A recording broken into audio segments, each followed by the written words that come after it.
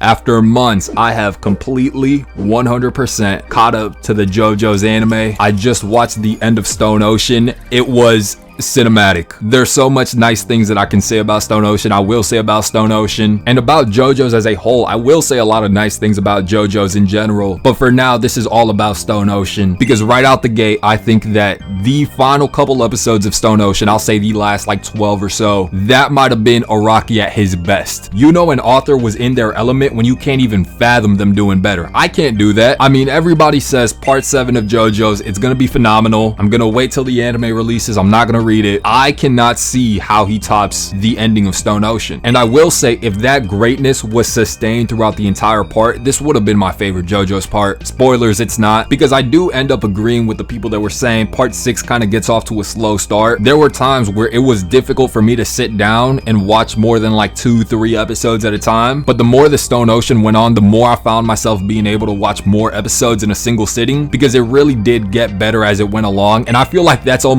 could be said for JoJo's in general. I think the first thing I want to talk about is, before I even got into Stone Ocean, there were a lot of imagine if Dio comments. Imagine if Dio had multiple children. Imagine if Dio had a disciple. Imagine if Dio was a dinosaur. I don't understand that one still. Imagine if Dio was bisexual. Imagine if Dio was gay. Imagine if Dio had a gay lover.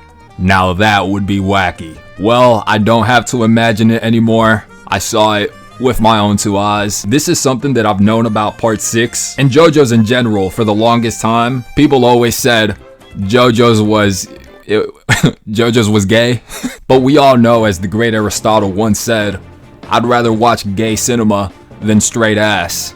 That's a verbatim quote, by the way. So the dynamic between Dio and Pucci was great. Dio looked phenomenal in part 6's art style. I also want to say that part 6's art style was chef's kiss. And the character designs too. I will die on this hill. Part 6 had the best character designs. You had Jolene, FF, Weather Report, Anastasia might be my favorite. Pucci. When it comes to Stone Ocean, I think Araki outdid himself. And not just design wise, I would say every one of those characters 8 out of 10 or above, which makes me want to talk about this weird, I don't want to call it a problem. I think that despite having some of the best characters in all of JoJo's, individually they are all fantastic, every member of the main cast, but they did not coalesce as well as other I would say this is the worst coalescing JoJo's main cast in the entire series so far. You know, that's just in my opinion though, and it also could be a complete non-factor to somebody. The way that the main cast coalesces and bounce off each other could be a big deal to you, could mean nothing at all. I do like seeing a cast that gets along. It's why I love the part 3 cast so much, but I also need to be realistic and come to the realization that this is a prison escape. I don't think that you make the closest of friends in a prison breakout, but I certainly do not speak from experience. Let me know if you've been to prison. Leave a like if you've committed a felony. But again, their lack of synergy is one of the reasons why it was so hard for me to really get a roll on watching Stone Ocean, because early in Stone Ocean,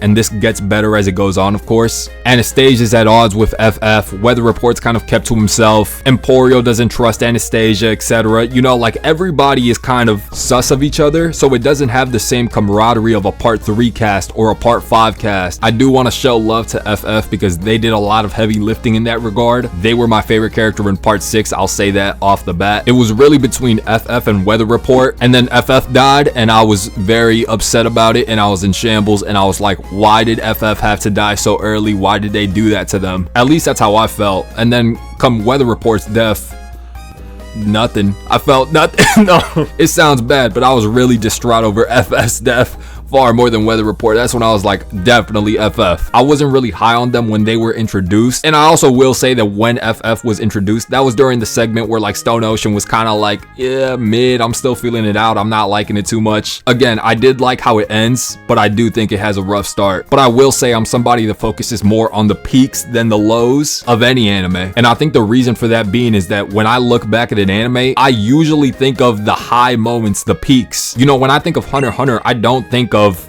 Greed Island. Sorry for Greed Island fans. I think of York New, I think of Chimera Ants arc. When I think about Bleach, I think about Ichigo versus Ulquiorra, 1000-Year Blood War. I don't think about the poor pacing of the Arrancar arc. So when enough time has passed and I'm in that phase where I'm reminiscing about an anime, it's usually the high points that pop into my mind first. The same thing's gonna happen to part 6. I'm sure a couple weeks, months down the line, I'm gonna be thinking like, that Pucci fight was epic sauce. It's even happened as recently as like part 3. I've been thinking about part 3 because, you know, the prevalence of Dio in part 6. And when I reminisce on part 3, I'm not thinking about the Alessi fight. Heavens, no, never. Please. What pops into my mind is the conclusion with Jotaro and Dio, the fight with Vanilla Ice, even Darby. Like, that's all the stuff that pops into my mind. It's always the good parts. At least that's how my mind works. I don't know, maybe I'm the weird one. But give it a few months, I probably won't even remember that Jolyne had to put on a dead rat as a costume. No, I will remember that. That was bad. That's up there with like just horrific when I think of a bad JoJo's moment, I think of the Alessi fight and I think of that. That was bad. I've also yet to talk about Jolyne because there's so much like just good stuff that I want to say about part 6 and I want to get out the way. Jolyne is one of them. I'm loving the rebound. I praised part 5 a lot and I still love part 5 and I think part 5 is great. There were a lot of comments like, I actually think part 5 is the worst part, and to that I'm like, it's interesting how we all have different opinions because I thought part 5 was so good. But you know, I digress. But I will come in with a hot take. Don't hate me. I think that Giorno was probably one of the worst JoJo's in the series and Jolyne was just up here. I think Jolyne was one of the best. First of all, first female JoJo's MC. She's the daughter of Jotaro, and of course, being Jotaro's daughter, she is a girl boss. She has all the swag tendencies. She has the super epicness factor of Jotaro, and her stand was pretty weird. I didn't like her saying that, but it was whatever. I really liked the whole story with her and Jotaro. It was a pretty story. It kind of reminded me how in part 4 we had that little narrative where Josuke and Joseph were still trying to get used to each other and reconcile, I suppose. But we didn't see too much of it. We see more of that in part 6 with Jotaro and Jolyne, and I think it was executed far better. Also, now that I'm here, I forgot to mention that I'm like just completely blown aback by the fact that Jotaro had a daughter. I thought he was just gonna die alone, but I thought the same thing about Dio, and then y'all told me that he was bisexual. So I mean, I'm a bad judge of character, I suppose. Jotaro in this part probably suffered more than any other part. I mean, he was going out the worst way, in the ways that I couldn't even fathom Jotaro going out, because I just thought he was unbeatable and swag. But he gets his disc stolen by White Snake. We even see Jotaro show signs of weakness. I know, it's impossible to even think of. All it took was Pucci throwing a plethora of knives at his daughter, similar to what Dio did to him in part 3, which I really like that callback. But yeah, ever since Pucci took his disc, he was pretty much just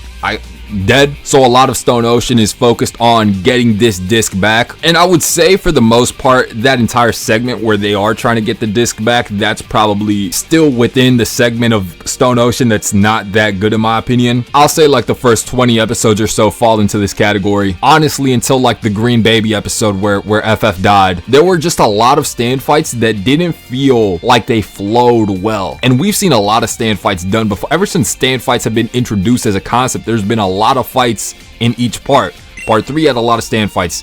Don't think they handled it that well. Part 4 had a lot of stand fights. They handled it better. Part 5 had a lot of stand fights as well, and I think they handled that excellently. So part 6 has stand fights, and this time I just feel like they went back to like almost as bad, not quite as bad as part 3. That would be extremely disrespectful. But like the Survivor fight, honestly, like it didn't move me. But of course, I'm not gonna sit here and say that it was all bad until episode, for sure not. In fact, one of my favorite fights in Stone Ocean, and maybe in all of JoJo's by somebody who is not a main antagonist, FF versus the Dragon Dream stand was so good. In my opinion, the CGI was a little, it was jarring, but the fight itself, it was undeniable in my opinion. Maybe I'm just an FF fan. I claim to be their biggest fan, and nobody watching this video, you yourself, you are not a bigger FF fan than I. But the little anti-gravity fight and the weirdo with the sniper and and I think that's one of the reasons why I say that Stone Ocean got so much better during the end, because during that end stretch, everything had so much gravity. Not a pun. Everything had magnitude. It felt like there would be consequences for every action, and it all started post Little Green Baby dude. I do want to get back on talking about the characters because a lot of them are important, like Weather Report, and for that reason I'm saving him to the end. No, I'm joking, but I want to talk about the Joe bro, the Joe gal. What would y'all say? Hermis did not really move me. I felt nothing. Actually, I really liked when she got her revenge for her sister. That was a great episode. It's funny, I actually think that Sports Max episode is one of the better ones in part 6, and definitely a top 2 episode pre Little Green Baby. I wish they did more with her after the fact though. I also wasn't that big of a fan of her stand. At least at first I wasn't. I actually thought I thought that her stand was completely and utterly like just trash, but I started coming around to it more when they started using it more tactically. That's one thing about JoJo's that I'll always like, the tactfulness in these fights. I don't even think I used that word right. The strategy in these fights are amazing, and it's something that's kind of been lacking since Hamon was the main power system, I feel like. But I will give it a part 6. Definitely the best strategy used by any part that had stands as a main power system. We see it with Kiss used, how, you know, they're using bullets to fly away. We see it with Anastasia when he gives Weather Report a new leg, like stuff like that. I love when these stands are used in a way that's unique and different from the norm of just like, oh, brute forcing your way through. It's why I like part 4 so much. But again, Hermis, I wish that there was more, but what are you gonna do with that garbage stand? Not much. Anastasia was a character that also had to take some time to grow on me. He had this crush on Jolyne that was frankly a little, you know, absurd and crazy, but you know, I can't hate the best designed character in part 6. Like Emporio was also, I liked Emporio. Emporio was extremely helpful, super duper important throughout the entire part. Didn't really do much for me though until the final episode of part 6, the one where he used the Weather Report disc to defeat Pucci, and then I sympathized with him when he was transported. He ends up in this new world, new universe, and everybody's completely different. Nobody knows who he is, and he is the only one with recollection of past events. That cannot be easy on him, and I do wonder like if we'll ever see him again. I'm assuming the answer is no, because JoJo's tends not to bring characters like that back, but he was an extremely strong character. Also felt like I should mention, I don't like Gwes. There was no point in me saying that. I felt like the entire video could have gone without me mentioning that, but I want to find my people. And now we're on Weather Report. That is by far one of the most unique and interesting characters that is ever appeared in JoJo's. I will say within the series, within JoJo's Bizarre family dynamics, this guy has Josuke beat. I hope we're all on the same page here when I say dating your sister is weird. And also, if you're even thinking about justifying this by saying that Weather Report didn't know, I'm aware he did it unknowingly, but you're gonna look like you're supporting incest, so think twice. So he is the brother of Pucci, the dater of his sister, was also targeted by racists. Weather Report had a sucky past, and Pucci, I feel like I have to talk about Pucci and Weather Report intertwined because, you know, they are intertwined. They've been intertwined their whole lives, and Pucci was the one that tried to separate Weather Report from dating his sister. I applaud the effort. I don't even know what I'd do in his situation, but that's a question for the people in the comment section whose brothers have dated their sisters. Feel free to make yourselves known, guys. Also, can I just say bluntly, Pucci is a phenomenal antagonist and probably is the second best antagonist in main antagonist in JoJo's. Dio is always going to be iconic, and Dio's impact on JoJo's will forever be felt, and I think he'll always be the antagonist of JoJo's. But I'm really debating like Kira, Dio, Pucci. I'm gonna decide. I can't do it right now. But he wants to reach heaven after being introduced to the idea by Dio. This was after they fornicated, and the only person who knew how to get to heaven was Jotaro, who read Dio's diary. So that's why he took Jotaro's disc, and then he took all the steps necessary in order to achieve heaven, and he got it. It was one of the times in JoJo's where I'm like, the villain won. Like, he genuinely, I thought for sure he won. And after watching the ending of Stone Ocean, I think I'm gonna have to rewatch it again. I'm gonna need to rewatch it again for sure. Although I do think that we're in a new universe, I don't think that he won. I mean, he got defeated by a little kid using his brother's ability, and now they're in a new universe without him, so I don't think that's a win. But towards the end game, where we see the gravity acting up, we see the time speeding up, he literally killed everybody in the crew minus FF. I'm not a power scaler, but I think that makes FF the strongest character in the universe. I'm somebody that always talks about stake. Even earlier this video, I was talking about how earlier stand fights didn't feel that important. And again, unimportance does not equal bad, but it's just so easy to get invested when the stakes are at an all-time high. This is the highest stake segment in any JoJo's part so far. This was the closest that a villain got to any of their goals in JoJo's. I think that says something to the caliber of a main antagonist that Pucci was. I was watching with my jaw on the floor. I was that end segment of JoJo's. It was writing that shocked me, and it didn't feel like it was written for the sake of shocking you. You know, this isn't a JoJo's thing. This is a typical shonen thing.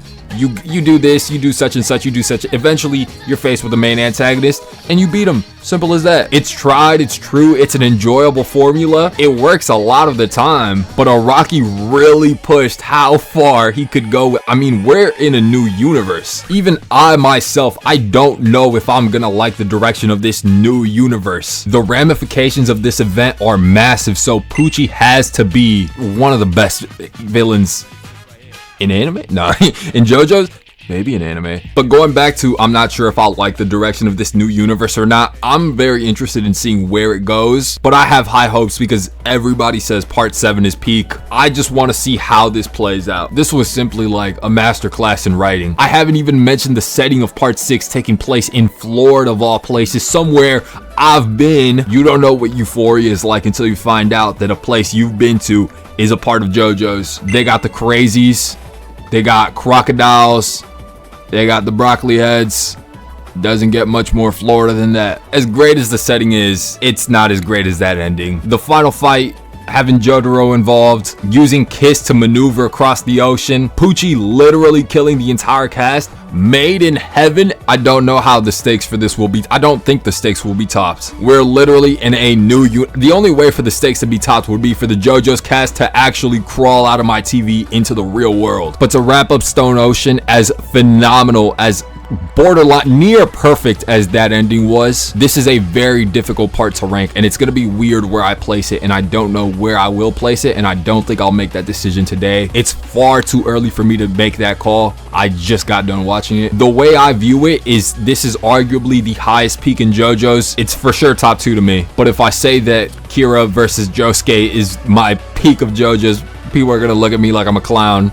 I still stand by it though. But really, Stone Ocean had damn near the pinnacle of JoJo's, but it also had a hefty segment of mid. Does the cinema outweigh the mid? No doubt about it in my mind, but it's gonna be hard for me to compare it to other parts where I'm like, there was no stretch of mid in that part. As of right now though, I will say I'm feeling optimistic about it, maybe because I just came off that magnum opus, but I really do feel like Stone Ocean might be in that top half of anime parts so far. My opinion might, you know, waver, fluctuate though. I'll have to think about it for a couple more days. I'll definitely make a video about it in the future. So subscribe if that interests you, because I will continue to upload JoJo's video. I love JoJo's way too much not to upload more videos about it. And let me know what you think about Stone Ocean, because this was by far the most polarizing part in my comment section. But yeah, I hope you guys have an amazing rest of your day. I can't believe I caught up to JoJo's. Thank you guys for putting me on. This is amazing. Thank you guys for being such a supportive fan base. I'm really appreciative. I can't express